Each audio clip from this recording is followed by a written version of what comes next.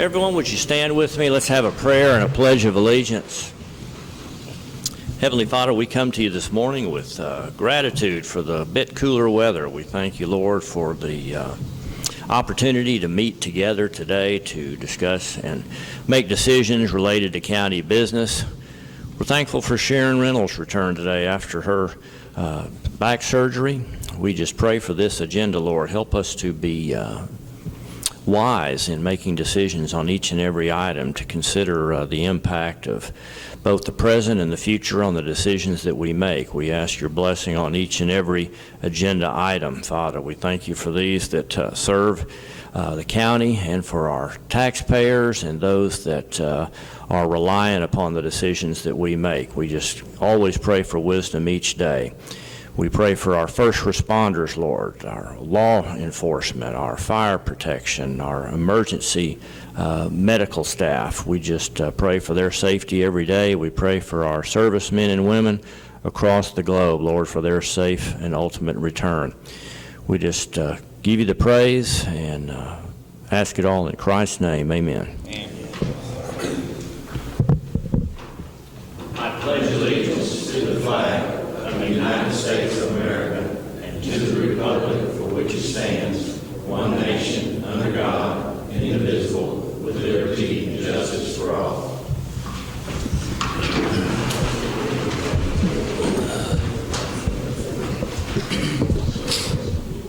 All right, good morning and welcome to Titus County Commissioners Court. This is our second major meeting of the month. This is what we call our special meeting. Today is the 26th day of September 2022. It's just after 9 a.m. We'll begin with item number 1, which is public comment time, requests for information on non-agenda items in accordance with the Open Meetings Act. Is there anyone that wants to take advantage of public comment time? This is it. However, if you get to an agenda item and there's a comment that you have, I'll recognize you at that time also. All right, we'll move on. We've got a couple of sets of minutes. We'll go to item 2. This was from 2 weeks ago, considering possibly approved minutes from our September 12th regular meeting. That's our first initial meeting on the second Monday of the month. We have a set of minutes there that I know everybody has looked over, that Joyce has prepared for us. Make a motion to approve. Motion to approve that September 12 set of minutes. Second. Motion's made and seconded by Commissioners Fitch and Parchman. Any discussion, comments? All in favor, say aye. Aye. Item number 3, consider and possibly approve minutes from the September 21st meeting that we held last Wednesday. We discussed the fire protection contract with the City of Mount Pleasant. So we also have a set of minutes related to that meeting. Make a motion we approve the minutes. A motion to approve that set of minutes is made by Commissioner Fitch. Second. Second by Commissioner Parker. Any discussion, comments? All in favor, say aye. Aye. Item number 4 is time for our report from commissioners regarding road work status and what they are currently working on across the county. I'll start with Commissioner Parker. We've still been doing some scabbing on 4275 and 4260 and picking up some trees that have been down. Got several more today that we, after the little storm come through yesterday, that they're trying to get picked up. We helped in Precinct 1 week before last, I guess it was now, and done some seal coating out there. So we just trying to get roads patched and Okay. Thank you. Commissioner Applewhite. Currently on County Road 3445, we are blading that road, trying to get it passable and stuff, and we're going to start mowing this next week, and we help Jeff on the chip seal a little bit on his deal, and we're just waiting to get ready for the new budget. Good. Thank you.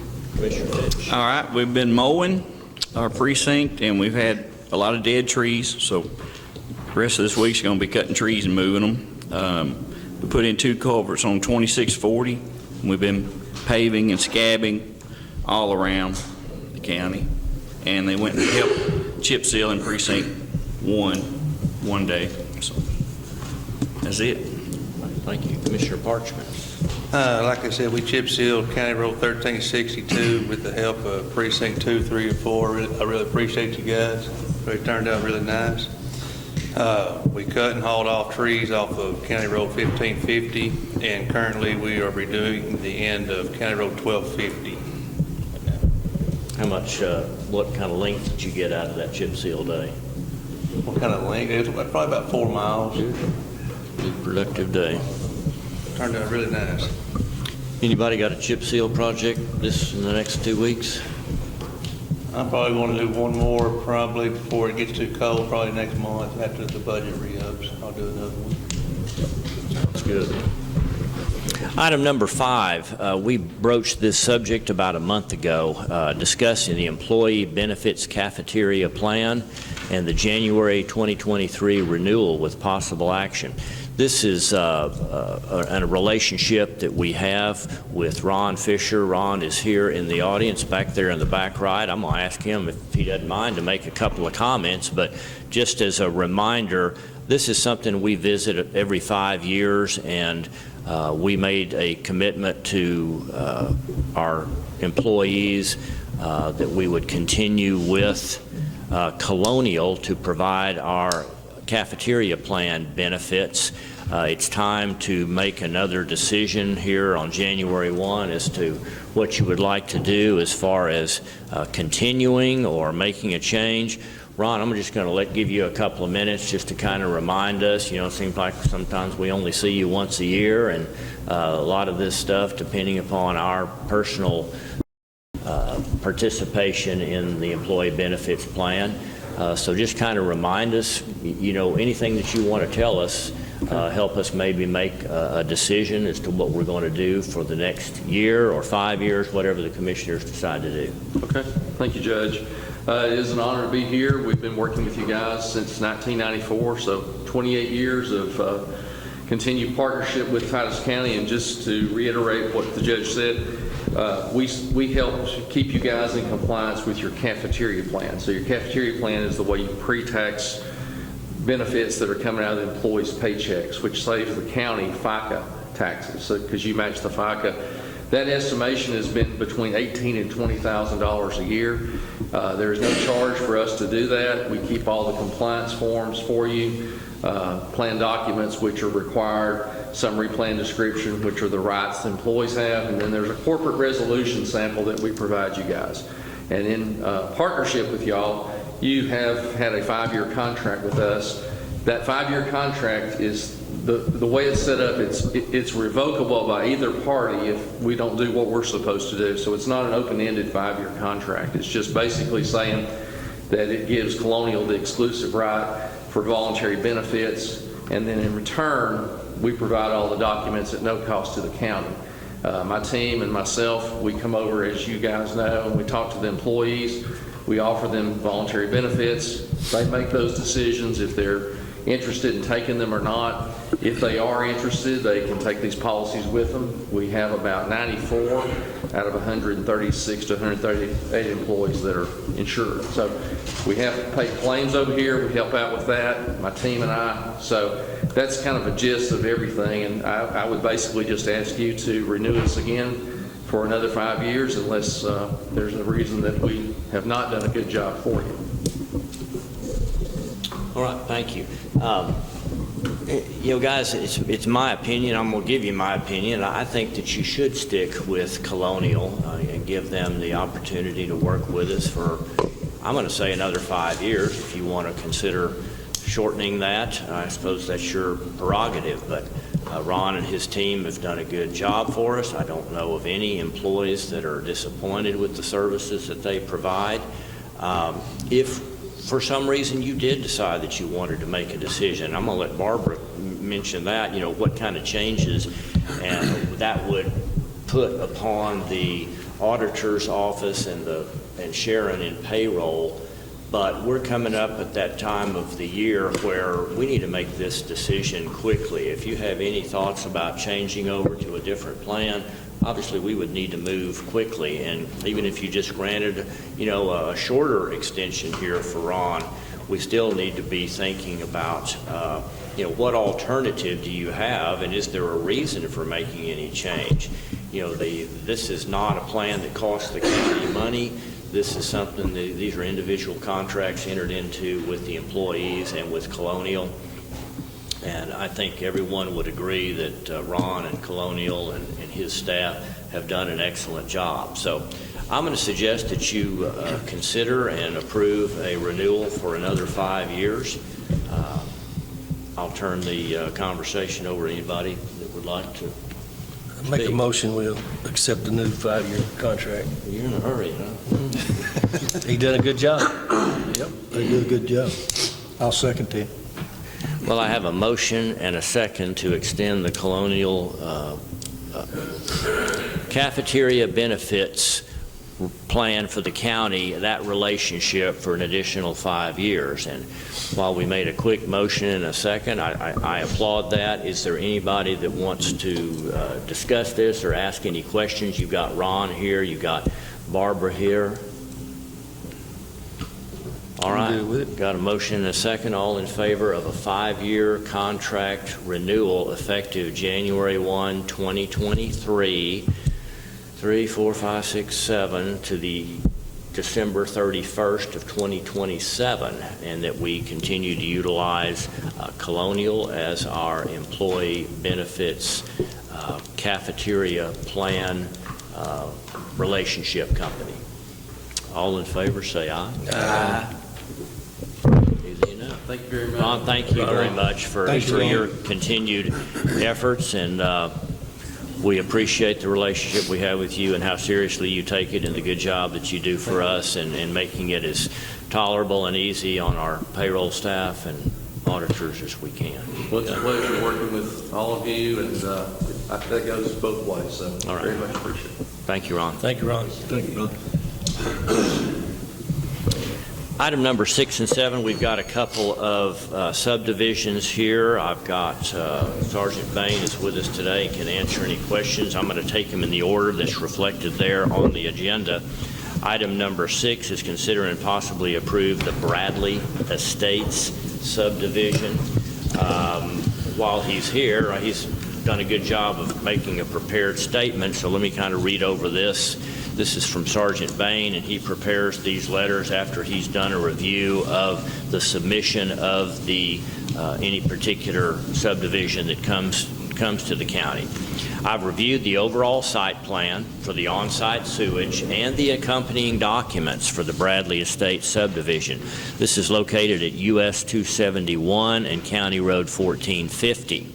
The site plan was completed by registered professional sanitarian George Sanford. The property is being developed by the owners David and Criselda Bradley. Are Bradley's here with us today? No, I thought maybe they were here in the audience. The proposed subdivision encompasses 22.24 acres. It will be divided into 6 individual lots, each well in excess of 1 acre of usable property. All the lots have road access, and the construction of interior roads is neither required nor permitted by the proposed deed restrictions. The site plan meets the requirements of TAC 285.4 and my approval. A bit of history, a bit of backstory on this property. It was originally going to be developed last year by Craig Clemens and Tom Walsh as part of Ringland Holdings subdivision. However, it was purchased in whole by the Bradleys, and it was not included in the Ringland Holdings subdivision, which neighbors it along the south side of 1450. Since then, the Bradleys have chosen to develop their property. All documentation requirements have been met with the exception of a letter from Tri-Sud. That's the water supplier to this property. The property was originally included with the engineering study conducted by Tri-Sud back in 2021, and regrettably, due to changes in construction cost and materials, TriSud only honors the engineering study for 30 days. Aaron Gann with TriSud has advised me that a new engineering study has been ordered, but it has not been completed and submitted to him. Aaron advised that water is available to the proposed subdivision and that the engineering study is, in this case, less about availability of water, but more about cost to the developer in regards to running lines and setting meters. I feel the court should accept the proposed subdivision with the understanding that the developers must provide documentation of the completed study from TriSud and a letter of approval so that it can be included in the files.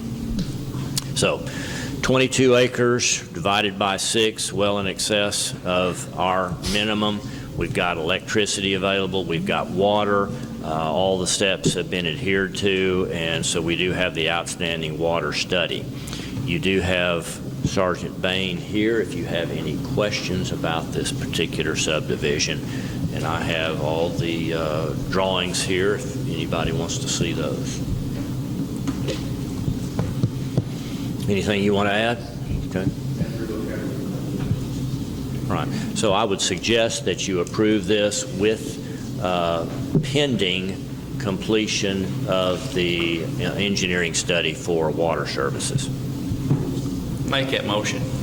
Motion is made by Commissioner Fitch to approve the Bradley Estates subdivision pending the final completion of the TriSud engineering study. We have a second by Commissioner Parchman. Any further discussion or questions? All in favor, say aye. Aye. Opposed? Moving on to the second subdivision. This is the Piney Woods Estates subdivision. Another summary letter here from Sergeant Bain. I have reviewed the overall site plan for on-site sewage and the accompanying documents submitted by Roberto Figueroa for the proposed subdivision of property that he owns in the southeast portion of the county.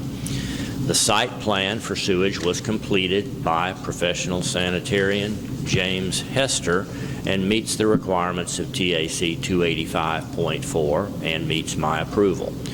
Roberto's initial division of his property, designated as Piney Woods Subdivision Section, lots 1 and 2, consists of 2 lots, each totaling an acre of usable property on County Road 4690. These 2 lots are being separated from approximately 29.5 acres, also owned by Roberto, that will be developed further at a later date. The 2 lots have adequate road frontage for each one. There will not be any need for interior roads until further development of that other 29.5 acres begins. That said, further development of this property beyond the initial 2 lots, of course, will require our subsequent approval by the court whenever that 29 acres is decided upon to be developed. In short, I feel that the court should allow the initial development of this property or this phase of the Piney Woods subdivision. So again, we're carving out a couple of 1-acre lots out of a larger tract, and we're going to leave 29.5 acres.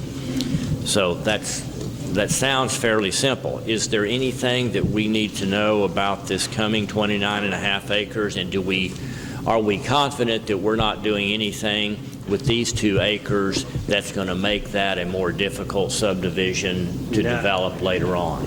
These 2 lots will be pretty much the end of development for Mr. Figueroa on 4690. The remainder of the property will be accessed off Highway 11. We don't necessarily have a projection drawing of what it's going to look like. He and I were discussing that a moment ago. But right now, the tentative plan is the remainder of the development will probably be done in 4-lot blocks or 4-lot sections. This one having been Section 1, Section 2 will then be done as 4 lots. And it will be done after he begins construction onto the interior road off of Highway 11. He wants to get his entrance and everything designed for that. So that additional car will need some interior roads. That one will need some interior roads. And I know, and he and I had spoke months ago about it. I think we're proposing the interior road will be built from concrete, doing concrete construction. When we were under the unit system, Roger Ledbetter and I had discussed that, and he had kind of what he expected a concrete road to look like. That was never included into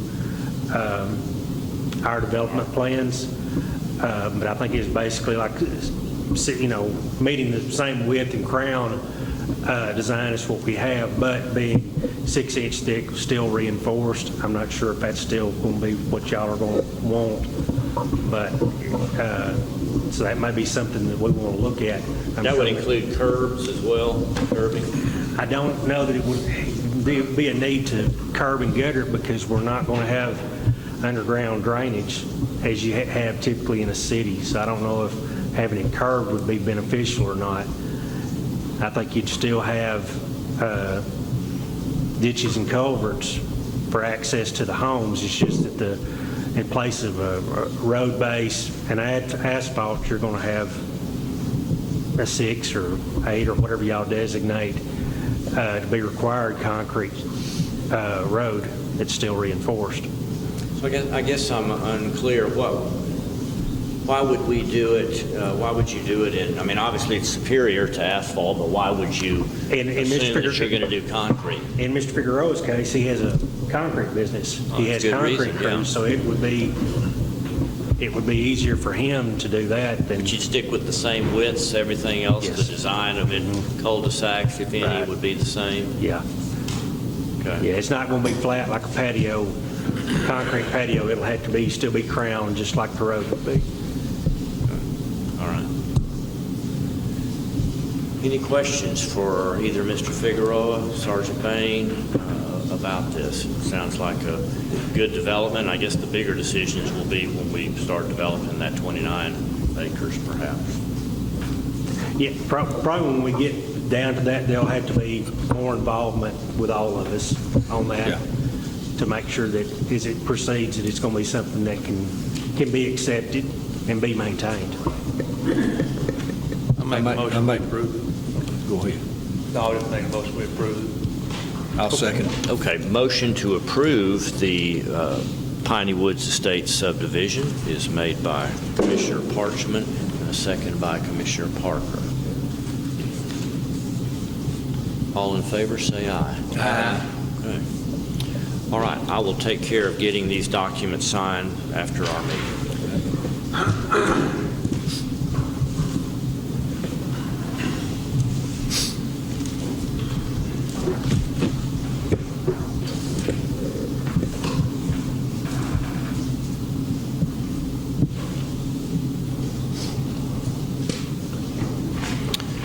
All right, item number 8, presentation by Sheriff Ingram. Sheriff is here to talk to us about his jail population, past, present, and future, and to get us to start thinking about a probable needed expansion in the near future. Yeah, we spoke about this before. Let me just kind of fill you guys in on what we're going to do, and something I'm going to do that we're going to have to do that might buy us a little time. But like right now, we've got 144 in jail. At 146, I've got to have 3 more employees that I don't have. We've got 18 beds that's open right now, but we can't fill them. So therefore, we're having to refuse a lot of the misdemeanor cases. We can't keep doing that. We're going to have to figure out a way to get these misdemeanor cases back in and get this going again. We can't do it forever. What's your total population right now today? 144 is right now. Last time you were that high in a previous year. Yeah. This and our legislators aren't making this any easier on us. Some of the stuff they're doing is actually what's causing this to bottleneck. It's a lot harder to get people out of jail now. They've taken away the locals here, us running it, and they're putting it more in the state's hand, which is hurting us. I don't like it, but there's nothing I can do about it except vote every year. And I guess you're referring to the additional requirements that are being put on our Right. magistrates Yes. when they bond prisoners out. You know, it seems like it was 4 years ago, 5 years ago, they were wanting to let everybody go and generate all these personal bonds and, you know, not Right. be oppressive to the jail population, and now the pendulum has swung back the other way. Right. And they're telling our JPs, well, in fact, any magistrate has to now take specific training because we don't want to bond somebody out that might have something in their criminal past that would cause us to say, oh, well, normally you would get a bond and be able to be released, but because you had this in your past, you know, I'm not going to allow you to be bonded out, and that's going to cause magistrates statewide to be more hesitant to set these bonds Right. and just take the default easy decision of, well, just leave them in jail. Exactly. Well, and what I was going to mention is 6 months ago, we had like 47 inmates that were paid. We're down to like 21 now, and I'm not taking any more because we just can't do it. And my next move is we're going to have to get out of the prisoner business on paid inmates. That's going to be my next move. We're going to lose those because we're going to have that room. What I'm going to do, I was wanting to try to hold it like we've got it until around the 1st of February, see if it'll slow down a little bit. If it don't, my next move is going to have to be to open up those beds so that we can open the jail back up and get these misdemeanors running back through. And I'm talking about Class A's, B's, and C's. What else is impacting this? I mean, when was the last time you had that high of a jail population? Well, the last time I had back in the past, it's when we had more paid inmates. At one point, we had nearly 70 paid inmates at one time. And David Colley's doing his part. He's getting people and running them through, but now it's really hard to get them out of our jail into prison system too. It's taken a month easy just to get one out when he sentences them. That's another bottleneck, is the prison's having the same problem we're having, is finding help, and so it's harder. But yeah, the last time, this is the first time we've been, since I've been sheriff, I guess, faced with this to where we're going to have to let go of paid inmates because our local population is getting so high. You're at the highest, what I'll call local, we're not being compensated. Right. What's the easiest way? We've got the highest number of prisoners that we are not getting any compensation for as a service to another Right. It might have jurisdiction. gotten up to 140 to 144 before, but it didn't stay there long and went right back down. This is the first time we've ever had it to be consistent like this, and I just don't see an end to it. And like I say, this winter, if by the 1st of February, if it's still doing this, I'm probably going to have to start letting some feds go so we can open the jail back up. And I mean, we're going to have to, because we've got to take care of our local stuff here. We just can't keep neglecting it. So I've got to see if it would help us out a little bit this winter and see if things would. I just don't have a lot of hope it will. So I was going to kind of give you guys forewarning. We're probably going to be going into we'll be losing the paid inmates. So it's not that there's not demand for paid inmate housing. Man, we just don't have the room. You could take a lot more, but you can't keep telling probation, sorry, I can't take your probation revocations, exactly. And we can't keep turning away these, what I'll call, misdemeanor A and Bs that, Yeah, and what we're doing, like stuff like, we're still taking some misdemeanors like family violence, DWIs. They're the kind that normally don't stand there long. If they do, we get with the judges or something, we'll work and get someone out that we can let out that's safe to, let out. We'll wiggle it, and then a lot of times it'll start filtering down a little bit where we can, it's so far, we've just been teetering on the edge there, but yeah, it's just, if it gets any worse or if it don't lighten up, we're going to have to make some more room in the jail. The first thing we can do is let go of those bed inmates, and that'll clear us up another 21 beds and see how long that'll take us. but that drives our revenue down when we do that. Not that we're in it to make money, but Right. we get kind of used to that Fed money coming in. Right, but I'm going to be willing to bet, when I open it back up, those 21 beds are going to fill back up, and we're going to be in the same shape that we're in now, pretty quick. So we'll see. But I just kind of want to let you guys know what's going on, what we're going to have to do. And if you see that we're not bringing in any Fed money, that's why. What else is driving that? Why the significant increase in prisoner population now? What are some of the factors driving that? Well, I guess now the city puts a lot in. More than they used to? They've probably been up a little bit. Has it been up a little bit? Yeah, come on up. I think some of this is going to be catching up from COVID. I hate to use that as an excuse, but we had a lot of changes whenever COVID happened. So we have a bunch of people out there that still have warrants, and we weren't accepted during that time frame. Not just us, but all the jails in general were shutting down and accepting a lot of misdemeanors at that point in time. So we have warrants that have been backed up for years at this point from COVID. But also as the population increases, you know as well as I know that obviously crime is going to continue to increase as well. So you're going to have more crimes committed. But really, I mean, between those two things right there, that's gonna drive it. It's nothing specific. It's just this place is growing, and we're still dealing with repercussions of the past. Yeah, because COVID, we did shut down, and like I say, that's why it might buy a little time. If we can get caught up, it might get back more to normal. But I don't see it. I mean, it just seems like it's just awfully busy. We let go of the feds and open up those 20 beds, and see. We could look at that then and see if it will kind of get going back down. But man, the way it's going right now, it's going to be tough. I'm willing to bet with the sheriff that we will fluctuate up and down if we open those 20 beds back up. We get rid of the feds.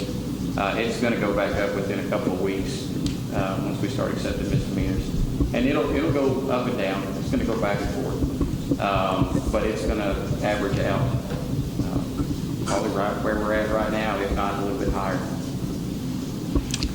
Tim, do we still have any of the surrounding counties? I know at one time we had some from Smith County. We've only got one, Jimmy, we had at one point, I think we had 12 from Smith County, and we've only got one from Smith County now, and I can't take any more. In fact, when they pull this one, I probably won't accept any more right now in the foreseeable future. So, yeah, but we've let them, they've come and got them, and we don't really house them either anymore. This is mostly just our local. Yes, sir. Yeah, it's just taking care of our local business. Our local population can increase. Before we talk about some possible solution ideas that you and I have talked about, Shane, would you mind talking a couple of minutes about how this affects your department? This is Shane Wynn. Shane is the head over our adult probation department, and I know that there's been some frustration there as to why, you know, some folks are not in prison or not in our jail. Exactly. So I asked him to come to kind of give you his opinion on this. We utilize the sheriff's department heavily on serving our warrants, and also, you know, addressing our sanctions, addressing our motion to revoke the probation. And if we don't have that service, it's just backing up the court system. Basically, we can address those issues that we need to address with these people because we can't get them back to court. So that backs up the system also. I mean, so, you know, we do rely on those services heavily. And so there's probably not as many people in jail right now as you and your officers would like to have in jail. Is that a fair statement? Right. We have about 70 misdemeanor outstanding warrants right now. So we would like to get those in court because, you know, our first responsibility is to protect the public. And we have these people running around just, you know, doing no telling why. And they know that they're not going to jail because the word's on the street. Word essentially gets out, and they know that they're not going to get arrested, and that's an issue. Yeah, I mean, when we get rid of the 21, we could take 21. He's still got Yeah, we still, I mean, and he's right. I mean, I hate to bring up COVID, but we're still catching up from COVID, basically. I mean, you and I know that before COVID, we had a full days of court, we had a full docket, and we would get probably 20 placements. And when I say placements, I mean misdemeanor cases placed on probation. That's how we're funded. We're not funded by Titus County. We're not funded by Morris County.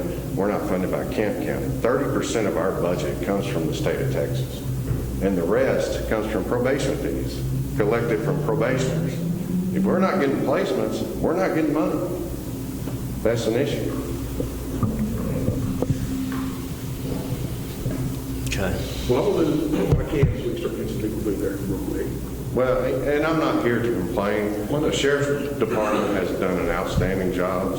I mean, we call them and they're there to serve our warrants. But word gets out, and I mean, we're going to have a problem on our hands. Well, it makes, you know, you got that carrot and stick, and if these probationers don't believe that there's going to be jail repercussions for their failure to abide by their probationary requirements. Right. We have to have some type of accountability. Your revenue stops, and discipline, or whatever you want to call it, becomes less effective. I agree totally. Okay. But we're going to have to make some room if something don't happen quick and the population don't come down by the first of the winter, then we're going to make some more room so we can start getting more. Now, we won't be able to do 70, but Oh, yeah. we can start getting more in through there. Okay, thank you, Shane. Okay, Sheriff, so what do we need to be doing in the near future? I think in the near future, we probably need to be discussing how we're going to develop that jail like we talked about before. I could use another 100 beds right now. Now, 100 beds would fill up at first, and we could probably dwindle that down big time after we get caught up, and then house inmates again. But I don't know. I don't think we can get 100 beds down there. I think all we can get is about 60 or 70. But probably for the future, we need to start looking and see what we're going to do to get that developed. And when you say get that developed, we've talked about utilizing that basement space, and we even had a conversation with the jail builders here a few weeks ago. What do you think, what do they think could be produced if we utilize that basement space? You mean how many people can we get? How many beds? Yeah, we could probably, they're thinking between 60 and 70. I'm hoping it will be 70, because if we're going to do that, we need to get all we can get. In fact, if we get serious about it and you guys talk about it and we're going to do it, I don't know, if we couldn't knock out that one wall and go another just 10 foot out, which would allow the space to add another 30 beds. I mean, so we could get 100 down there for not much more money. But I think when we do it, we need to get as many beds as possible so we don't have to mess with this again we'll have to have a new jail built before we'll ever have to add on again or do anything. When was that jail built? I think that new part was built, David, in 95. Was it, Clint? 95 when they put the new one? I don't know when the original one was built. It was completed around 98. Okay. Yeah, 97, 98. The expansion or the facility? No, expansion. Yeah. And that took us to how many beds? Did that double us at that time? That expansion? Yeah, that was a long time ago. I'm to be honest with you, I'm not sure. I was thinking. It added quite a bit of room. Yeah, it was early 90s and probably completed in 95. I think that sounds right. I think I was still on the council when the decision was made to expand that over there. And the good thing is that's one thing they did do right about that building is they've already got the bottom of it ready to develop because at first they talked about putting the new police department under there, and then that didn't work out. But they built it for that, so that's why we can get it done a lot cheaper than just putting another building up. Because a lot of stuff we need to do this is already there, so it's something we might need to keep an eye on, and we'll know more this winter. Because if we can't get the numbers under control, I'm going to have to let go of the feds, and so we can just open up the jail wide open to our local population and get it, and then if it does get better, next year we can start taking feds again, but I don't know, I just don't have a lot of faith it's going to happen. It seems with all the stuff the legislature's doing to us, getting harder to get out of jail, and taking that out of our hands to letting the ones we know can be bonded out. I just don't see it getting a lot better right now. Okay. Well, I don't know what to tell you today. I did want these guys to hear about this, and if the sentiment here is we do need to begin that planning process, I guess the first things we need to do is, get some kind of idea of what something like this would cost. We can't pay for something like this out of our revenues. They're going to be stretched as it is. This is something that we would have to do with debt. We let go of the feds. This might be something we can possibly work on and get it under control with just those other 21 beds. We'll see. So I just kind of want to let you know that when you don't see the revenue coming in, if it don't get better, we're going to have to do it. We're going to have to let go of the feds. It's not that we're wanting to, but we're going to have to, so we can. Okay. Questions, comments on this subject? This is not an action item. All right, let's move on then to item number 9, consider and possibly approve a jail meal contract for the sheriff's office. Now, to make this easy, we really are going to suggest we just stay with who we've got, which is 5 Star. They've done us an excellent job so far. We reached out to Summit, Turnkey, and Keith, and tried to get everyone to put in bids. I think Keith is the only one we didn't hear from, correct? Keith did not. Yeah.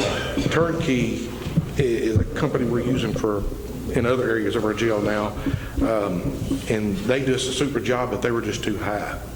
Their meals is $2.38 per meal. 5 Stars actually offered, which is only an 11% increase, at $1.90 per meal. Now Summit, right now for what we've got in there, 5 Stars cheaper, but they want to float theirs. They want to, depending on how many people we got in, the less people we have in jail, the higher it goes. So there's not a big money difference there at all, actually. The big difference between Summit and 5 Star is the meals that they serve. 5 Star is going to serve a lot better quality plate, which helps us, it keeps the inmates happier and helps us than what Summit has offered, and that's the biggest thing. And that's one of the major factors that made us want to stay with 5 Stars, is just the meals itself and the price, but as much as that is the quality of the meal that we're getting. Even before you began this process of talking to these other companies, were you pleased with 5 Star, or are you just going, well, that's... Well, I'll give you an example, Judge. Yeah, no, we were very pleased with them. They started cutting their quality a little bit on their food, and we almost had a jail riot over it because the food, it was getting bad. And so I called them up and expressed my concerns and told them they need to get the quality back up, and they fixed it immediately, and they did, and solved our problem. So yeah, they're really a good company to work with. They've been real good for us. What they do, get you more staff or just better products? They just start getting better product and put it in there and just getting better meals, yeah.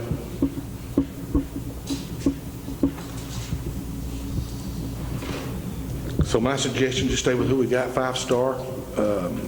And they're proven they've done us a good job, and we're done with it. Cost of meals for 1 week at the current rate about $5,700, $297,000 a year. The new bid rate, which wouldn't expect anybody to be able to maintain the same rates. Basically, we're going from $1.71 per meal to $1.90. That drives your weekly costs from $5,700 up to about $6,332, or about a $32,000 annual increase, 10.754 increase. Yeah, it's right at 11%. Barbara, any comments from you on this subject? Well, I put together that spreadsheet that you're speaking about from, so we will need a budget amendment after October 1st.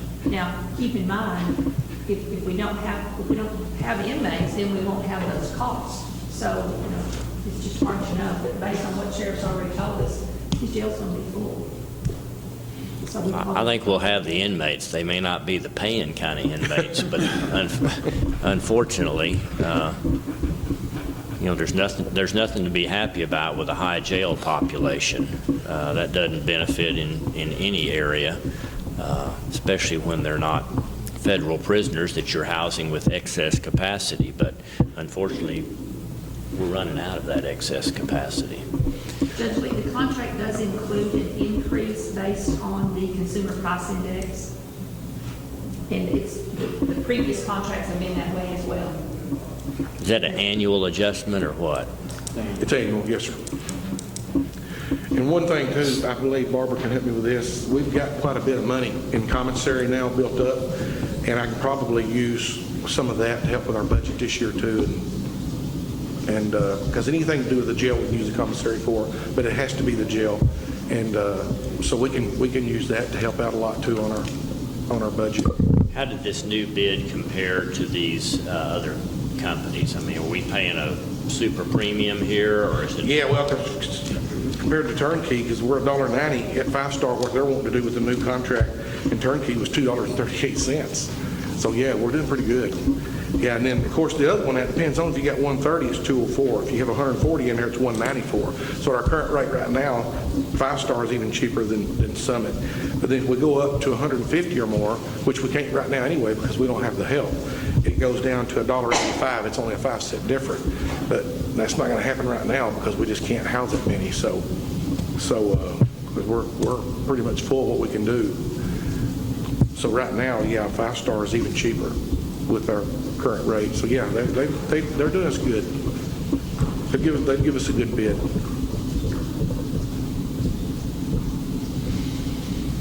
Okay, so the recommendation is to stay with 5-star. Just stay with them, yes, sir. Stay with 5-star. I get motion that we stay with 5-star. And this is an approval of a 1-year extension? 5-year. 5-year extension, but it's got the ability to charge us for annual CPI increases. Yes, sir. It's also got the ability that if we feel they're getting too high, we can get out of the contract. So we can just go back to feeding them ourselves, which we couldn't do it for this. If they're not doing the job that they should be. Yeah. We've got a clause in there where we can get out of the contract if we need to. All right. 5-year extension with 5-star is the motion. Second. Second by Commissioner Parchman. Any questions from anybody? All in favor, say aye. Aye. Okay, Captain, Sheriff, thank you very much. Will you get me a document for signature? I'm sorry, is there a document that will need my signature to do that? There's no required signature on the documentation. I've gotten Barbara everything that we need as far as the bid and the contract are concerned. And previously, we didn't have anything requiring a signature either. Okay. My understanding is that 5-star, once the minutes are approved, they will accept that. Correct. Okay. I'll be sending information today so that we can get all that taken care of. All right. Thank you, David. Thank you.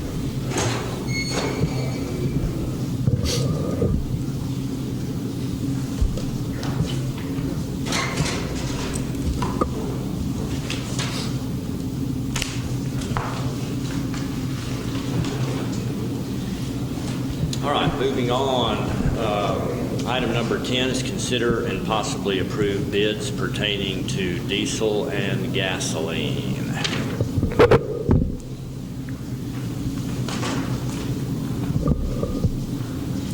Does everybody have this handout that was given to you? First of all, the public notice was posted back on September 3rd and 10th. Their deadline was the 20th of September. Barbara opened bids on the 22nd. We got bids from Arklatex Oil Company out of Dangerfield and Jackson Oil. Is Architect somebody we've gotten bids from before? I'm sorry. Johnson's on. Okay, this contract has effective dates of September 26, 2022, with the option to renew for 2 additional years. Let me just kind of run down these. The summary of bid items, we've got an octane rating 87 and/or 93, contains ethanol, yes from Arclatex, and 24/7 pumps does not include ethanol. Precinct 2, yes, it does include, and Precinct 4, no, it does not include ethanol. Base prices. Gasoline, regular, unleaded, the Jackson Oil bid $2.8266. The Arclatex oil bid was $2.5751. That's regular unleaded gasoline. So $2.83 to $2.58 from Arclatex. Off-road diesel, Jackson Oil's bid was $3.97, and Arclatex $4.01. Diesel on-road, $9.9699 Jackson Oil, Arclatex 4.0020. Profit per gallon for Jackson Oil 15 cents. The profit per gallon for Arclatex 10 cents. They've each provided a non-collusion affidavit and general liability insurance. They're both subject to those liability insurance requirements before it begins. So how do we sort through all this? There's one thing, you see the notes section, Arclatex Oil attached the letter. They do not currently have 24-hour locations in Titus County. It does say, I'll just repeat, we do not currently have a 24-hour location in Titus County. However, we do have the ability to deliver to all precincts locations. The problem that I see with that is that we don't have tanks in the precinct locations except for Precinct 2 and Precinct 4, and that's only for diesel. That's only for diesel. We really don't have any way to, despite the nice difference in price, we don't have any way to utilize their unleaded bid. We don't have any large tanks that they could deliver to, and we could go and conveniently get our unleaded regular gasoline. And that was the only one where there was a price savings. The diesel off-road and on-road were neck and neck, just a couple of pennies separated the two bids in favor of Jackson Oil. And so again, despite the fact that the regular unleaded is about looks like 25 cents difference, and the profit per gallon is a little cheaper with Arclatex, don't know how we would utilize that option. Go ahead. Arclatex also does not have an option for the fuel without ethanol. And I think that's important for some of our heavy equipment. I know certainly for Commissioner Parker, I believe he uses that kind of diesel. Okay. Comments, questions, commissioners? I think it's a no-brainer to stay with Jackson. The service we're getting, so I make a motion we stay with Jackson Oil. For all fuel needs? Yes, for all fuel. Okay, motion is made by Commissioner Fitch to continue our relationship and accept the bid with Jackson Oil for gasoline, unleaded, diesel off-road, and diesel on-road. I'll second it. Second by Commissioner Parker. Barbara, any further comments? All in favor, say aye. Aye. Thank you for doing those bids for us, Barbara. Thank you, Shane. Item number 11, discuss handicap upgrades for the main courthouse with possible action.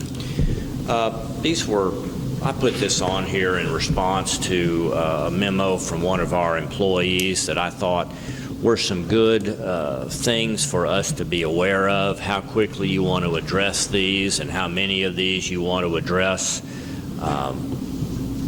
will hopefully come out of this meeting. But these were employee comments.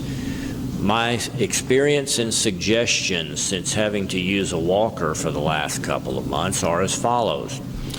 We need an emergency exit and a power outage plan for getting out of the courthouse or down from the upper floors for anyone requiring any kind of assistance, such as a walking device, wheelchair, or crutches, if they're not able to maneuver the outside steps.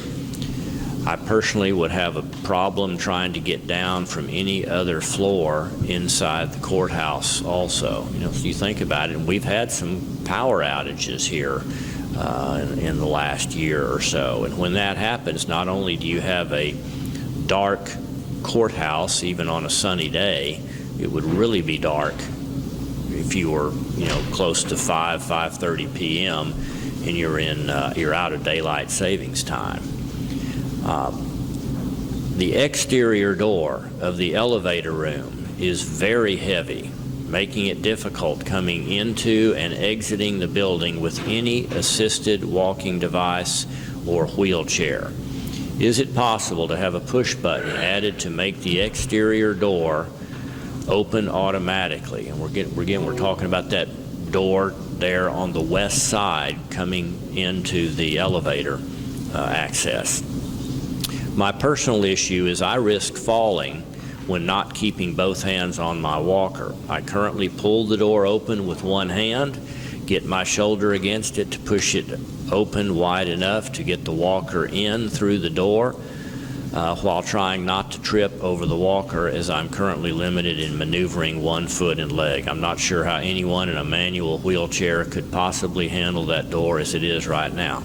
Well, the fact is, you can't. Even somebody that's not using a walker, it's extremely difficult right now. We are waiting on Taylor Glass to come up here and get this fixed. We have a worn out opener in that door, and even if we didn't go with a power form of opener, that opener that's below the ground level needs to be fixed. That door is extremely difficult. Even for a healthy person, it is dangerous. And I'm sure I have other employees that could attest to that fact. Another suggestion here is consider adding a covered awning outside at the elevator room and a sidewalk to help during inclement weather. I guess that's a covered awning over the sidewalk during inclement weather. Additional suggestions here: add additional handicap parking places. I've seen on multiple occasions when someone parks in the two spaces that are available on the west side and they're not doing business in the courthouse. In other words, people going to eat at the restaurants, they're taking the courthouse spots. If a courthouse employee uses one of these two handicap spaces, that space could be taken all day. We probably need some handicap spots over here, maybe on the north, maybe on the south end as well. The sidewalk on the west side of the courthouse is too narrow. Most vehicles are pulled up to the curb, which takes away part of the sidewalk. My personal situation makes it difficult to push my walker in the grass. I look for other places to park, but sometimes a west side spot may be all that's available. So there's a good list of practical problems that I think we need to think about.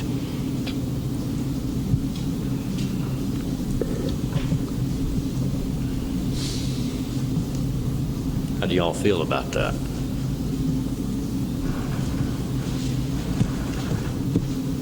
I think we probably need to get some prices on maybe for an awning over there. I've wondered that for a long time. When it's raining and whatnot, people trying to get in that door and all that. But the door definitely needs to be fixed. Well, I think out of all these, we need to make a quick move on that west elevator door. That needs to happen as quickly as I can get a company up here, and we are waiting on Taylor Glass, but I think we're used to waiting on our glass door businesses. But I've asked them to give us a bid for both just repairing the opener as it stands right now and adding an electric opener. I'm not sure exactly what that would look like, if it's right there next to the door, to the left of the door as you're trying to open that. But I think that that's something that we ought to have as a bare minimum. We need to get up, current in our times, get up to speed on our accommodations for handicap. We just had all the striping redone. It really looks good. I think that's something that we should also consider, is getting a few more handicap spots, at least one on the north and south and the west end. Maybe two over here on this side would make more sense. Anybody else have any thoughts here? Give us any direction. How about I start with seeing if we can continue to keep pressure on Taylor Glass to get our door fixed, and let me get you a price to put a electric opener there, and then we can use that as a springboard to address some of these other issues. I don't think that the awning is nearly as important as getting a door that's safe and functional would be. I think that the handicap spots, now that we have a relationship with a striper, that could be addressed fairly quickly. So maybe you could authorize me to get some bids on getting some additional handicap spots in place. Now, that does take away parking potentially. If you wipe out 3 of our spots and put in handicap parking, we could lose 3 spots during a busy court day. And I know how precious parking is to everyone. If you have any better ideas on that, let me know. I say get a couple more handicap spots. That'd be good. And fix the door. And we could have somebody look at the sidewalks, if they could add another foot to it maybe. Take up some of that rose flower bed. Guess it would go into the flower bed some. I hadn't seen them. Well, I'd like to look at it, see. Barbie, you may have talked to her. Is the problem on this side where folks are pulling their cars up too close to the sidewalk? I mean, maybe we They all could pull in at an angle, and when you pull in at an angle, it throws your bumper all over the sidewalk. Well, could we get away with maybe some? Could probably get away with just putting bumpers And just move them back. outside just outside. Leave maybe a foot difference between the bumper and the sidewalk. Certainly be cheaper than widening the sidewalk. There's a lot of room there. I mean, it's almost a whole lane you can back out, and straighten up, and take off. So, yeah, some concrete bumpers would work right there. Cox Concrete has got those bumpers. I don't know what the cost is. Well, would any of you be willing to take on that communication with Cox Concrete and see about that? And I'll move forward with the getting some restriping done and create us a couple of more efficient handicap spots. Would it be better to have handicap on the side of the elevator instead of, if our handicap and to get out over here, you're going to have to roll your wheelchair or walk all the way around to get to the elevator? I hadn't even thought about that. They don't have any on that side. Probably wouldn't be a bad idea, just put them beside the ones that's out there now, one on each side of the entrance there into the sidewalk. I guess is the assumption that if somebody's handicapped enough to need a handicap spot, they're going to need an elevator to get up. And I see what you're talking about too. They may use all 4 of them to go to the restaurants across the road, but I don't know. This end of the courthouse, the north end of the courthouse does have the fewest steps. I know that when Sharon has had to go down those steps, when we've had power outages, that's where she chooses to go because of fewer steps. And we put together a plan, thank you, James Webster and Paul Lindsay. In the event the electricity does go out, they are going to her office to check on her because of the situation that we're in with the elevator, off. What if we put handicap spaces anywhere on the north end? If they're going to have to walk down the sidewalk this way versus walking to is it about the same? Just think of easy access on that side, north, yes, because there's a sidewalk right there. I don't know if there's you have to take some of the curb out maybe so they can go, which I'm just kind of seeing more of a wheelchair, just to make sure you cover all the bases, that if we had that on the north sidewalk, so they can start out there and roll right onto the sidewalk to get to the, that would be like, if you get right there, right there. So is that what you were initially saying, is more handicap spaces? Not over here, that's a waste of time. Over here, but maybe on the north end as opposed to the restaurant handy side? Well, that, I'm just thinking, if you think that we would have more help, I know when we're having courts, people seem to get the south end and the inside here quicker. So if somebody knew their handicap was either on the north end or the west, or maybe you could do 4 out here and 2 there, I don't know. I'm just trying to help with nobody would have to walk all the way from this side all the way around. Okay, so forget about the south and the east side. How many additional spaces do y'all think we need? I haven't really paid a lot of attention to how often they're used, if they're just coming and going, but I know that they have to go downstairs to meet some people that just can't get into the elevator. Is there any way we can designate those handicap counties? That's what I'm sitting here thinking, is designate that this is handicap parking for courthouse patrons only. And maybe 2 there, 2 here. Because, Well, I don't know that we need 4 for courthouse patrons only. I think you go a long way if you label, well, maybe 4, maybe label those 2 over there. 2 for courthouse workers and then 2 for others. If we have somebody that needs one all day working here, then that's going to take up one, and then there's only 1 more. Yeah. Well, maybe 2 on the side, 2 on the north end with specific signage, courthouse patrons only. Okay. One thing we might need to look at too on those is these out here are van accessible. I don't know if that would be enough van accessible, or if we need one van accessible out here with just a regular handicap. There again, you do that and you eat up 3 spots. That's right. Create 2. That's right. This north side, as far as I can tell, they're full all day long, and it seems to be employees of the local shops around here. Yeah.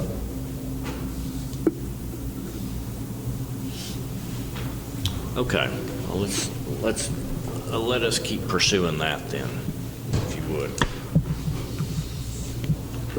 Thank you, Judge Lee. I appreciate y'all's consideration of that. I guess maybe a motion to come out of this to get bids on an automatic door opener and handicap parking spot modifications to the west and north parking lot would be my suggestion for now. Make that motion.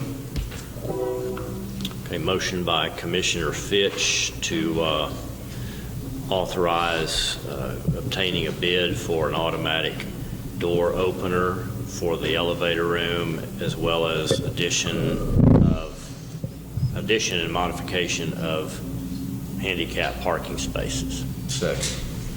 Second was Commissioner Parker. All in favor, say aye. Item number 12, consider and possibly approve an additional position for the clerk's office to allow training of the newly elected county clerk. Gosh, it's been a while since I talked with Joan about this, and Joan is not here. Did she discuss that enough with you, Barbara, where you can help us to quantify the length of time that something like this is going to be needed and what it would cost? We discussed it, but we're relying on my memory. Well, and mine too, and I postponed this, to get us past budget. But essentially what Joan is asking for is for her to be able to have an adequate amount of staff that doesn't necessarily include our new incoming clerk in one of those positions, but it enables us to give Leslie some on-the-job training time between now and the end of the year to be able to make as smooth of a transition as possible into the first of the year. And I think we would all agree this is a critical position. It's a detailed position. It's not one where you leave a list of instructions for the new clerk. Here's what to do when you get here on January 2nd.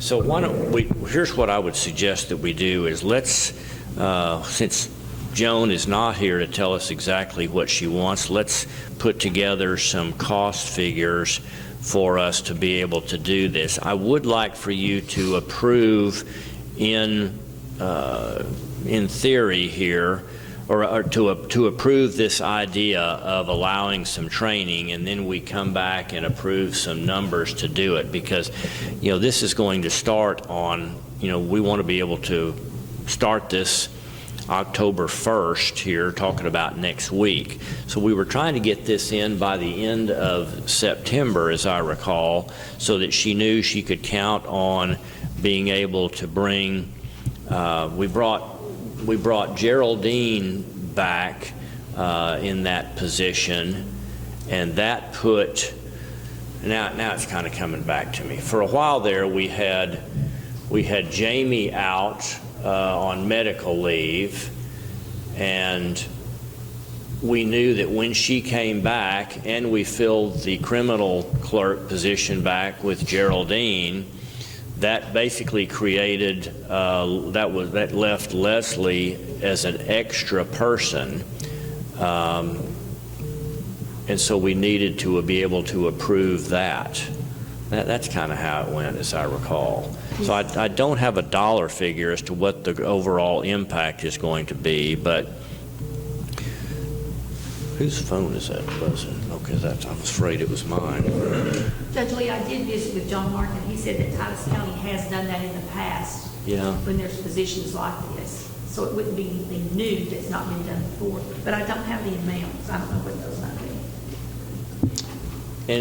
And I'm just wondering if that was that affecting this budget year here prior to October 1? Because Jamie just came back, I think, last week. So that might Possibly a few days. That might require a budget amendment in that office. I don't know if we gained any. I think we're fine for this year. For this year, we're fine this year? Yes, sir, we're fine with Okay. that.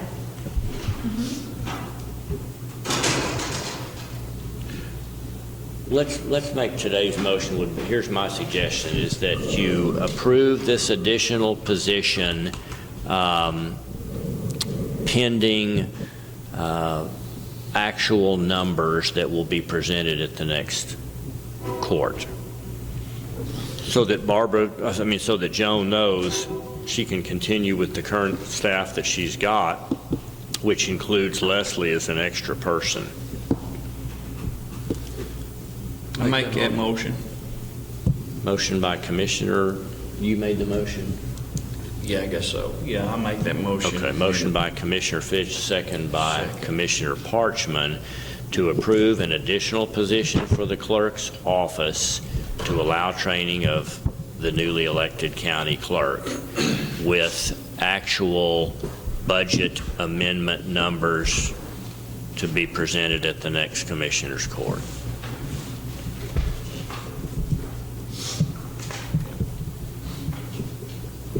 All in favor of that motion, say aye. Aye. Anyone opposed? All right, thank you. Item number 13, this is something that we do each year. As you'll recall, we have a lease in place between Workforce Solutions of Northeast Texas and the county, whereby they lease from us their building, or our building, which is their current office space at 312 North Riddle.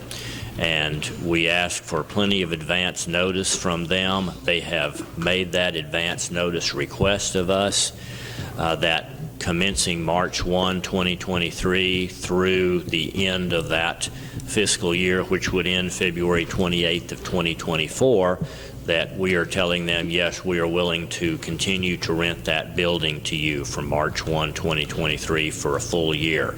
There will be a monetary adjustment to that lease based on consumer price index that is determined after the first of the year. So it will be based on those government figures that will come out for the calendar year 2022, and that calculation will be made and a new rental rate will start on the 1st of March.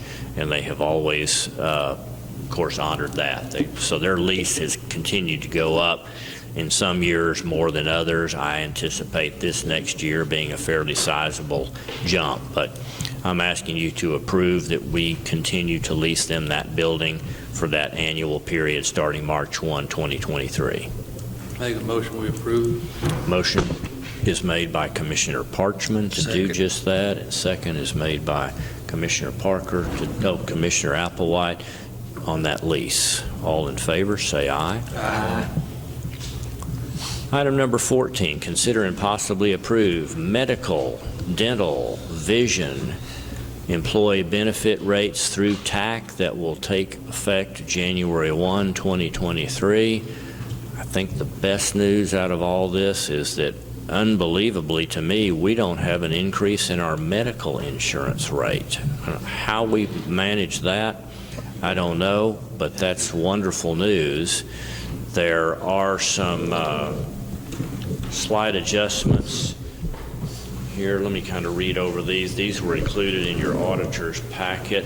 The dental rate is increasing by $1.16 per month for employee only, $3.16 per month for employee and child, and $2.32 per month for employee spouse, and by $4.32 per month for employee and family. The medical and vision rates remain unchanged. So obviously TAC needs to know that we approve this. That is my recommendation, that you approve these minimal adjustments, along with celebrate the fact that we don't have any medical insurance increases. All right, motion to approve the increase in the dental rate and to approve the also the unchanging medical and vision rates for the year starting January 1. Second. Second by Commissioner Parker. Comments or questions? Yes, you sure. It's not often I get to come to you and say we're going to be saving money. The information we initially had for TAC was that it was going to be around 12%. That's included in next year's budget. That will save us for the medical fees about $188,000. The dental goes up about $2,000. So we're going to save about $186,000 from the budget, from next year's budget. So I'm scared to call them and say, "Are you sure about this?" They sent it to us. Here it is. Now, there's one more thing we need to approve. Mr. Finch is listed as the contact. I think it's tabbed on there, Judge Lee. It's in a little green tab. Yeah. The wellness sponsor. Lou Ann Rollins has taken on the wellness coordinator. She does those things through her position with the extension office. But we're going to need to choose someone to replace Mr. Finch. I'd make a recommendation to make it Lou Ann. I mean, she's been handling it ever since we made her the coordinator, so I'll make that motion to make Lou Ann Rollins the new healthy county lady. I believe that it says an elected official in this role is preferred. Oh, elected official? Okay. Well, I'll take that back. Well, we didn't do this for many years. I think this is something new that TAC added maybe last year. Okay. I'm not sure. Well, your new county judge isn't here. You could select him for that, but unless there's one of you that's into wellness and would really like to take this on. I'll tell you, Phil, I don't want to do it. I mean, it's nothing to it. Just Luann does handle all of it. She's Okay, been so great. she's the coordinator. The wellness sponsor is responsible for supporting the coordinator in administering healthy county components and encouraging county employees to access all healthy county wellness resources available. An elected official is preferred to illustrate management support for wellness.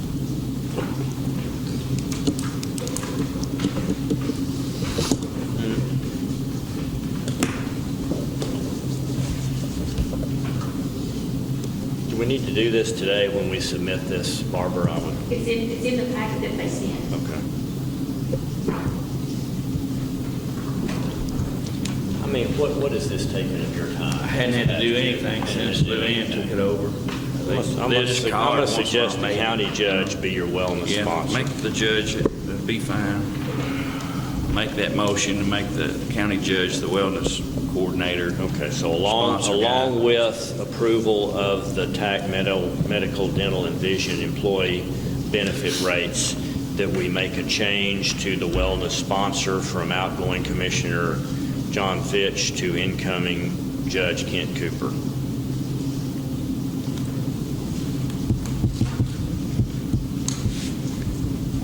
All right, got a motion? Anybody got a better idea? Second. Second by Commissioner Parker. All in favor, say aye. Aye. Okay, I'm going to go ahead. Can I go ahead and make this change here along Yes, with sir. my signature? Thank you.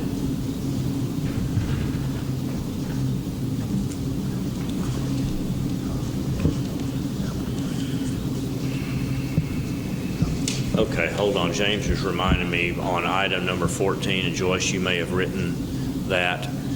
We already had a motion by Commissioner Applewhite to approve those rates. Do you want to modify that motion to include replacement of Fitch with Cooper? Okay, and who was our second? And then you okay with that change, Jim? Yes, sir. Okay, thank you. All in favor, say aye. Aye. All right.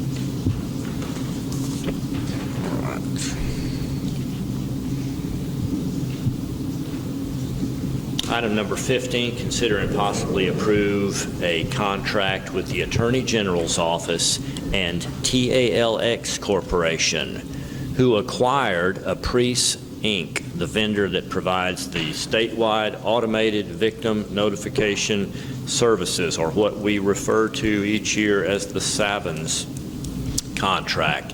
And that is a service that lets families know when offenders are getting out of jail so that they can be prepared. So this is an agreement with the Attorney General's Office that the county has, and then TALX Corporation purchased Apprice Inc. We've been approving Apprice each year, but now we're approving TALX, and since this is a contract that we're entering into, it needs Commissioners Court approval.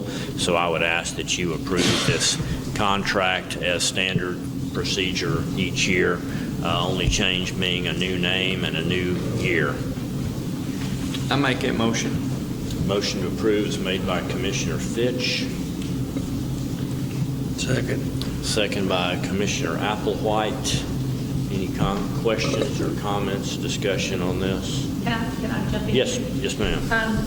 We did not get this contract until after the budget was completed. So what you have in your current budget is an $8,000 estimate in the Human Services Department for this grant. Because we didn't have the grant information, we're required to provide this service. So since we got this grant now approved, next month you'll have a budget amendment from me to reduce that out of your county budget and to put it in a grant fund. Also, this amount is a little less. I think it's about $6,800 instead of $8,000. So the fact that the Attorney General's office went out for bids, they saved a little money by doing that for us. And I guess they were running a little behind because of this changeover in the vendor, maybe.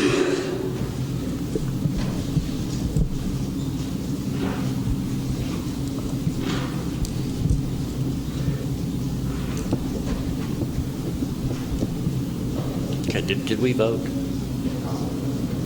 Oh, we did do a vote? Yes. Okay, all in favor, say aye. Aye. Okay, Barbara, here's that executed document. Okay, thank you,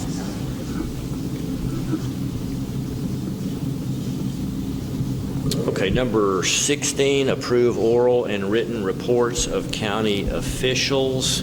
Make that motion. And Barbara, do you want to add in here, as part of this item, do you want to go over some of the other handouts that you gave us, or do you want to do that in another item?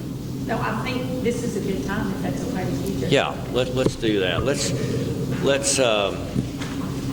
you've got your standard reports there, that the auditor's report to Commissioner's Court, but Barbara has some additional things in here, all of which are important. So before we vote on this, let's let Barbara address these additional items. Commissioners, as Judge Lee said, this is the standard report, but I've added something because under Title 4 of the Local Government Code, Subtitle B, Chapter 114, Subchapter B, Article .024, I'm allowed to list anything that I think might be another item of interest. So in that section, I have provided to you the estimated fund balance updates. You've already seen these. You requested that I calculate this information on August the 29th, and I presented it to you on August the 30th. But now I'd like to read it into the record. It starts with the summary that you've seen, where we looked at the possibility of what fund balance might be. Which page are you on? Are you on this page? This page. Yeah, mine doesn't have yellow. Okay. Your page that you have that has yellow. I emailed that to you. You've seen this. You've already seen this. This is where I made the estimate, where we started with the current fund balance, what we estimated it's going to be at September 30th at the end of this year. That number was taken straight from the budget that you've approved. Then we looked at the proposed. That's the $8,098,098 figure. Yes, sir. Yes, sir. So Judge Lee and I estimate that the estimated fund balance at September 30th will be just over $8 million. And then we looked at proposed revenues and proposed expenditures for 2023. That's the budget you've already approved. The proposed revenues are $12.3 million. Proposed expenditures are $14 million. We have a deficit budget for next year of $1.7 million. That will bring our estimated fund balance for 9/30/23 to $6.3 million. That's before any increase in the fire contract, other than the $125,000 that's already in next year's budget. But keep in mind, the city is asking for more than that by about $85,000. So what I did was I worked through this, and I did not make any changes to the budget. So each year you can look at this and see, with no changes to the budget, no increases in salaries, no increases in fuel costs, no increases in materials, no increases in travel, no increases of any nature. I continue each year with the deficit budget. I did increase the revenue by the 3.5% that we can currently increase based on what the legislature allows. Now keep in mind, that is a new item for this year. We didn't have that in past years. And I will tell you, in my experience, the legislature puts that in 3 to 5 years, and then they take it out. So this is the first year that we are under that. I anticipate we'll have it 3 to 5 years. It could be less, it could be more. I have no way to know what the legislature might do. So I did that with our numbers, and then I looked at the fire contract. If it increases annually at 10%, and then I looked at the estimated fund balance, how much money we would have in fund balance with the increase in revenue of 3.5% and with no increase in expenditures. Again, as I said, no salary increases, no cost to health insurance. I feel certain with the health insurance that we got this year, the savings, it will have to go up next year. I don't see how those costs, I'm surprised that it's where it is. But what I want to call to your attention is our estimated fund balance if we go with the contract that the city has proposed. Now, remember, the contract the city has proposed has no increase in it. It has no numbers whatsoever. It's just whatever their budget is. So I estimated 10% after getting with John Mark Coburn. Please recall, you asked them to do 5%. They did not want to do that. So these numbers are based on 10%. So at 10%, with the only increase being to the budget, our fund balance at September 30th, 27 will be $94,000. Having said that, there may be places within the budget that we could cut some things. Perhaps you could do with less road materials. Perhaps we don't do any travel. Perhaps I don't know what else there could be, but there could be ways that we could do that, but I don't see how we could save enough to still be within the minimum recommended fund balance of 3.5 to 4.6 million. We have run a deficit budget for the past how many years? 2 years? Longer than that. Two for sure. 2 for sure. Was the budget that we projected, and I should have had these figures in front of me, this past year, we had the benefit of spending a little less and bringing in a little bit more. So again, will we continue to be able to produce those kind of results? I don't know. Judge Lee, you're correct. Historically, every year, we don't spend everything. Historically, we do not. But I think we're in a time of inflation that we've not seen. And I think you've got to understand that is a realistic possibility that you not be able to continue that. It is. And I think I would be remiss as your auditor to bring this information to you. I further want to explain to you, I brought you a lot of information related to the fire contract. Please know, my responsibility is to bring you the financial facts. The decision that you make has to be your decision, but I feel like it's my responsibility to tell you where it looks like this could go. I don't know if these numbers are right or not. I will tell you, I've spoken with someone in leadership at the city. They've done a similar 5-year calculation. Commissioner Parker asked me, and they've done a similar 5-year calculation, and their number, they estimate that we will spend 2.1 million in the last year. My estimates are that we will spend 2.2. So over a 5-year period, we're within $100,000 of what they estimate we would pay. Therefore, I think 10% increase in their budget is a good number. Having said that, those are just estimates. It's their best estimate, it's our best estimate. I further believe that the city has in their budget plans, the firefighters receive a 3% annual increase for salaries. These numbers I presented to you have no increase for anyone in the county. There's also a cost of living raise every 2 to 3 years within the 5-year term. We have no cost of living raises. There is not a firehouse plan. There are 2 brush trucks and an engine included in their long-range 5-year plan. Now, those are just plans. Those can change. They can put things in. They can take things out, just as you do with our budget. But I felt like as your auditor, I need to bring this information to your attention. And you first asked me to put it together on August the 29th, and you've seen it before. I met with John Mark numerous times, so I just want to bring you this information and caution you again. I believe the contract with the city should not be open-ended. it needs to have something in there, because every number that I'm preparing for you is based on an estimate, just as their numbers are. And I believe it also needs an out, where you can revoke the contract, similar to what Sheriff Ingram has in his five-star contract. Is going to be $300,000 in about a year, and we have a revocable clause in that contract, and we don't have that clause in the cities. However, I'm not an attorney. John Mark Coburn agrees with me on that, but that would be something you would need to discuss with him. I've already discussed it with him.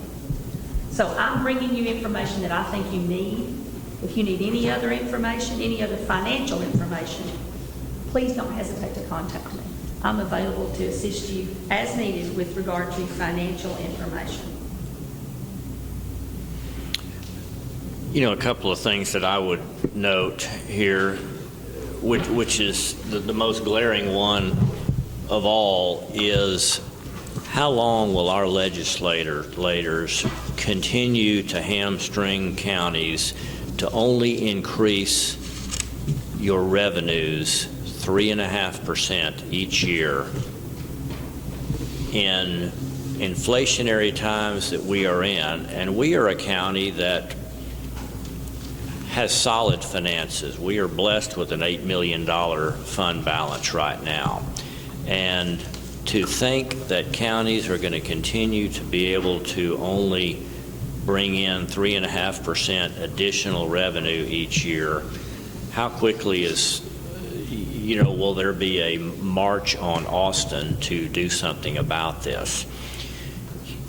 I don't think that it can go on for much longer. I think this is probably the first year that some of these county judges and commissioners' courts are realizing what a jam they're going to be in very quickly. Even if you take fire protection completely out of this discussion, you've got trouble brewing for many, many counties in this state. You've got proposed revenue increases there of $247,518. As you'll recall, we had our conversations about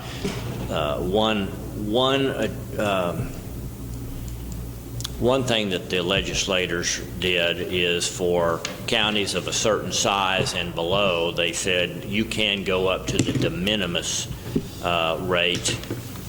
tax rate, which would enable you to bring in $500,000, or essentially double this figure.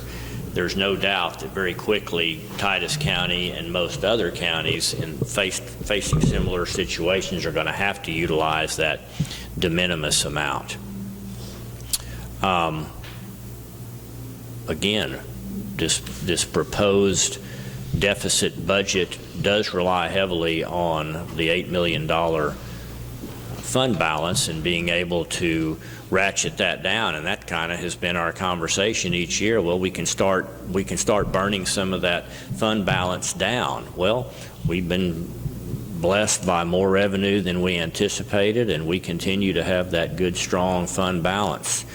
When is that going to change? I don't know. When are our revenues going to be less than what we expect, and when are our expenses going to be more than we expect, and where we truly are seeing reductions in our fund balance? So I think you need to be prepared very quickly to reconsider your position on that de minimis tax rate in this upcoming next year.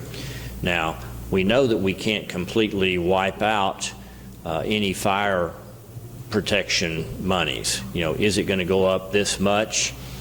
Do you have other alternatives that are going to significantly save you money?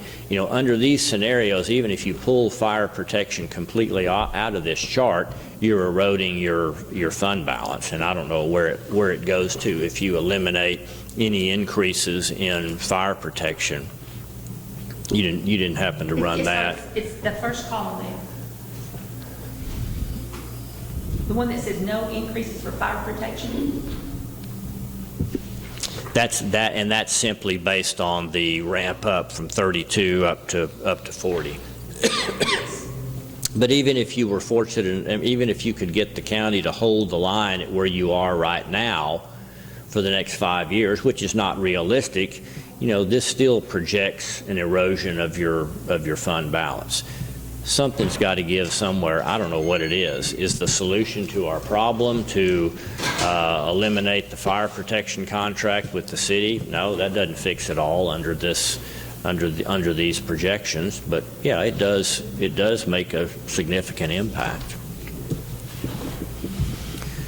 No, and I appreciate you providing us this information. This is bitter pills to swallow, and who knows what the future is going to look like. I think that the legislature will have to give us some ease up in these limitations, but I don't know when that'll come. I don't see it happening in the upcoming legislature, and that's going to be, that's going to last 2 years.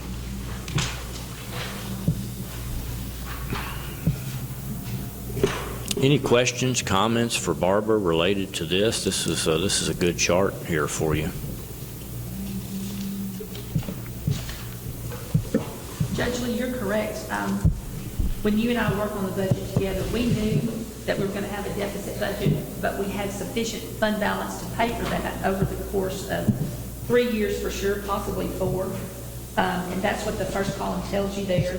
You can go, our fund balance would go from about $8 million currently to $3.3 million in 2025, and then down from there.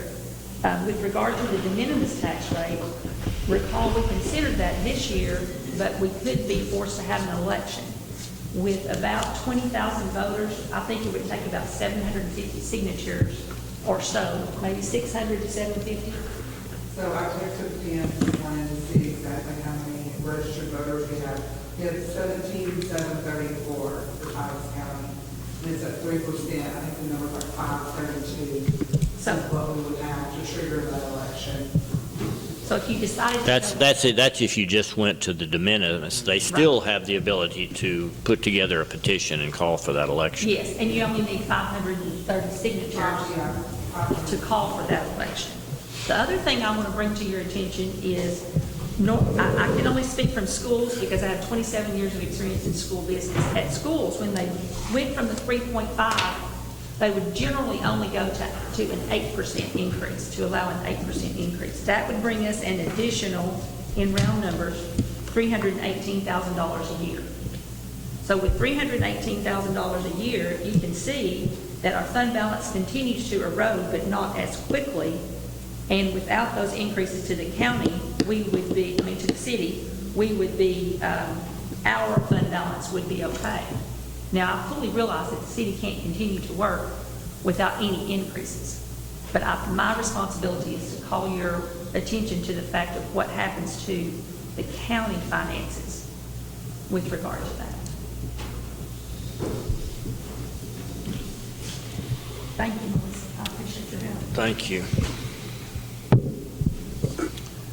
Okay, what's your next item as part of your report? Well, the subsequent information is just where you can see where the numbers came from. You can see that on the next page is the budget summary. Mm-hmm. You can see the fund balance number is the same as the information that you have on the top sheet, along with the proposed revenue, expenditures, and estimated fund balance at 9/30/23. And then the last page is, recall, I put on August the 29th for the meeting, the continued meeting that was on the 30th, I put together several different scenarios related to the city contract at your request, and these are the amounts that are reflected on the first page. Where on the first page, you just see the increase. These are the actual amounts. So we would go from the current budget for what we would pay to the city is $1,119,000 and some change, and at 9/30/27 with a 10% increase, which again, there's no numbers, there's no amounts in the contract. It's just, I just estimated 10% after visiting with John Mark, is $2.23 million. And my understanding from my contact at City Hall is that their internal number is $2.1 million. So, I think Ms. Reeves does a good job of just estimating this just as I have, but I'm doing this just based on a best estimate because I don't have any, there's no numbers in the contract for me to use. That's what I want to caution you So that's what's different about this report from the standard reports that I bring you every meeting.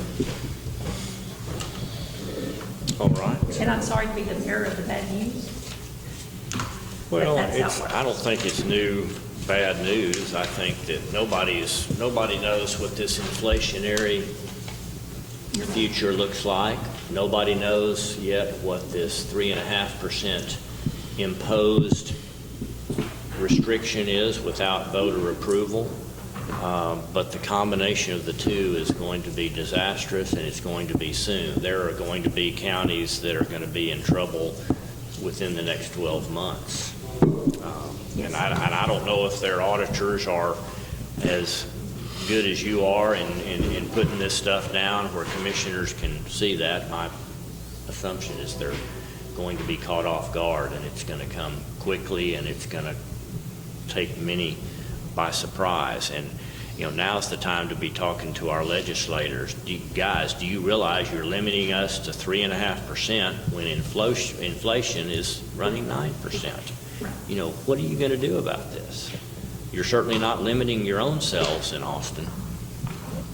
And then as far as it relates to fire protection, the question is not, do we enter into a contract with the city or do we not provide fire protection? No, it's even at the other end of the spectrum, you've got to have an alternative solution. And if you feel like you can significantly beat the numbers in that proposed agreement or in relationship with the city, that should be the numbers that get plugged in there, not zero. All right, thank you, Barbara, for, again, bringing that to our attention. We still have oral and written reports to be approved here. Make that motion to approve. Motion is made to approve oral and written reports by Commissioner Parchman. Second. Second by Commissioner Fitch. Any discussion, comments on that? All in favor say aye. Aye. And then right behind that you have the treasurer's report. Make a motion we approve the treasurer's I think I heard Commissioner Applewhite first. He made that motion, and second by Commissioner Fitch. All in favor of approval of the treasurer's report, say aye. Aye. Let me pass these down to you for your signature.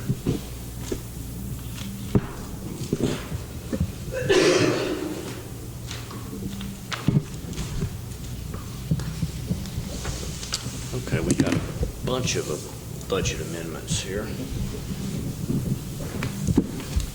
most of which are balances out, or balance adjustments at the end of the calendar year or the fiscal year.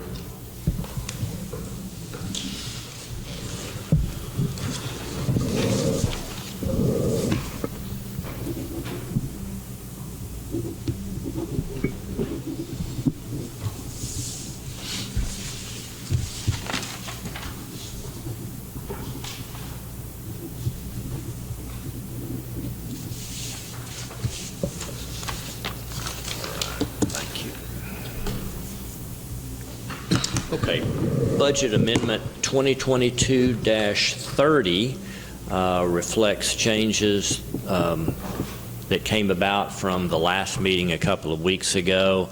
One component here was $809 to approve that overage when we purchased the bunker gear for the volunteer fire departments.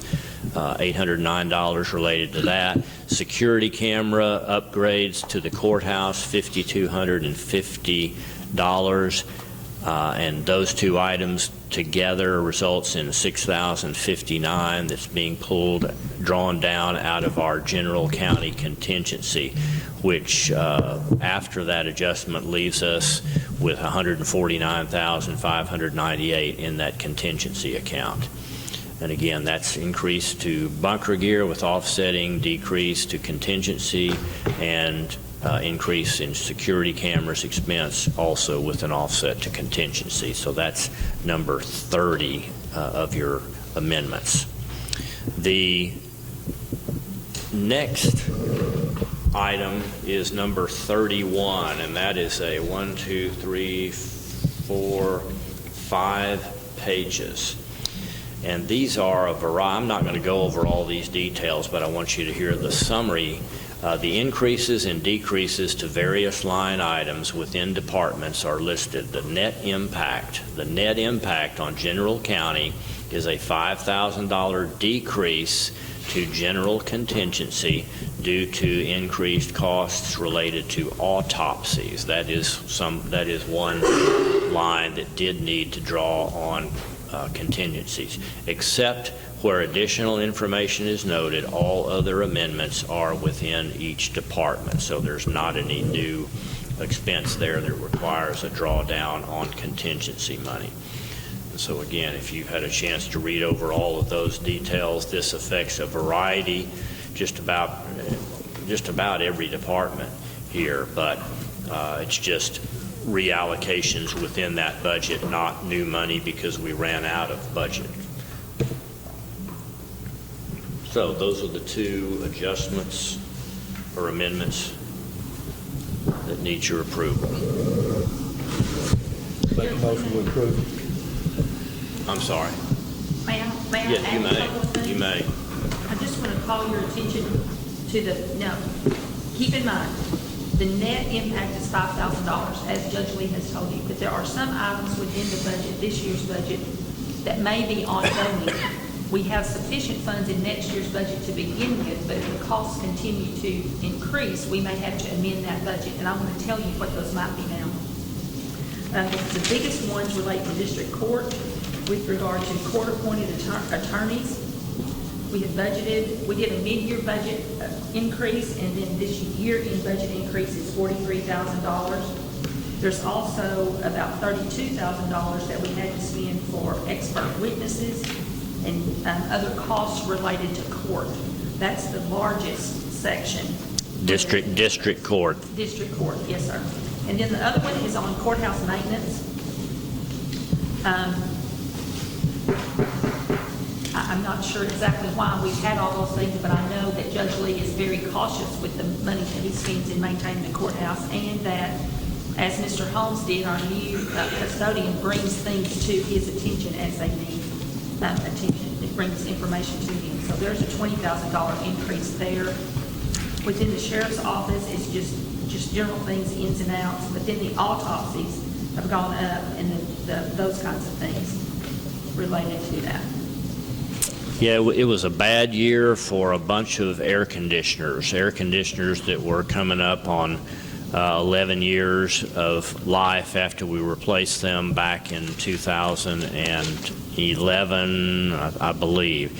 And with the brutally hot summer, we lost several units, and those were not cheap. That's the bulk of this expense here that, we'll certainly hope that pace doesn't continue. Hopefully we've weeded out the weak units. But yeah, it was not a good year for courthouse repairs and maintenance.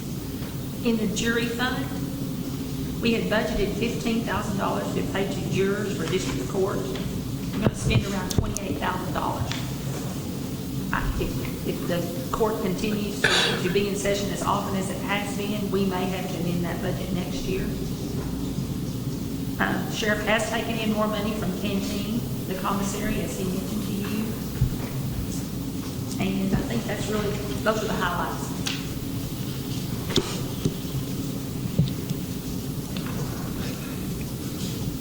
The net impact on general county is only $5,000 from this budget.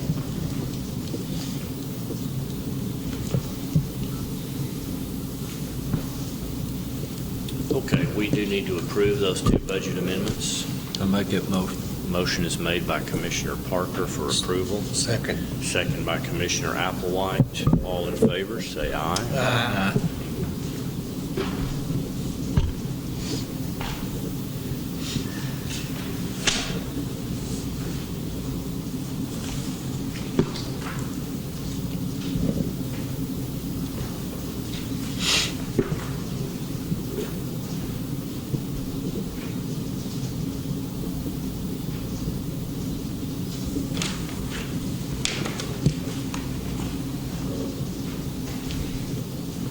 Item number 19, sign pay orders and approve payment of current bills. Make a motion to pay our bills. Motion is made by Commissioner Parker, Second. second by Commissioner Fitch. All in favor, say aye. Aye. Item number 20, closing comments. Judge, commissioners. I did not have any. Commissioner Parchman?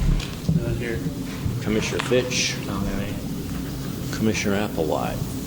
Commissioner Parker? All right. If there is nothing else, I'll entertain a motion to adjourn. I may have some bills that would need your approval before you leave.